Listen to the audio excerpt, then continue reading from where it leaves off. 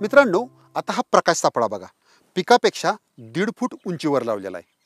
त्यासाठी या सापळ्याला खाली एक स्टँड असतं. या स्टँडच्या मदतीने आपण या सापळ्याची उंची ही कमी जास्त करू शकतो. जसजशी आपल्या पिकाची उंची वाढत जाईल तसतशी आपल्याला या सापळ्याची उंची ही या स्टँडच्या मदतीने वाढवता येते. आता आपल्या शेतामध्ये आहे कोबी पीक आणि याची उंची काय वाढणार नाही, त्यामुळे आपल्याला आपल्या सापळ्याची उंची वाढवायची गरजच नाही. कोणतंही पीक पेरणी करून उगवल्यानंतर किडीचे प्रमाण व त्याचा उपद्रव पाहून प्रकाश सापळा लावावा व किडीचा प्रादुर्भाव नियंत्रणात येईपर्यंत ठेवावा.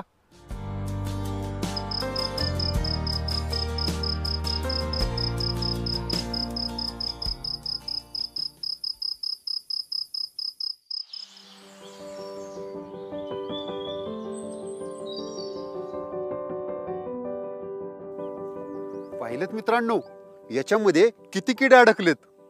पण विचार करा, जर हे किडे जिवंत असते तर यांच्यामुळे किती नवीन अळ्या तयार झाल्या असत्या. मित्रांनो, या सापळ्यात अडकलेल्या म्हणजेच या मेलेल्या पतंगाचं जर आपण नीट निरीक्षण केलं तर एक गोष्ट आपल्या लक्षात येते. याच्यामध्ये अडकलेले पतंग हे कोणत्या प्रजातीचे आहेत हे सांगणं कठीण आहे. याचाच अर्थ प्रकाश सापळे हे किडीच्या सर्वेक्षणासाठी वापरता येणं कठीण आहे, परंतु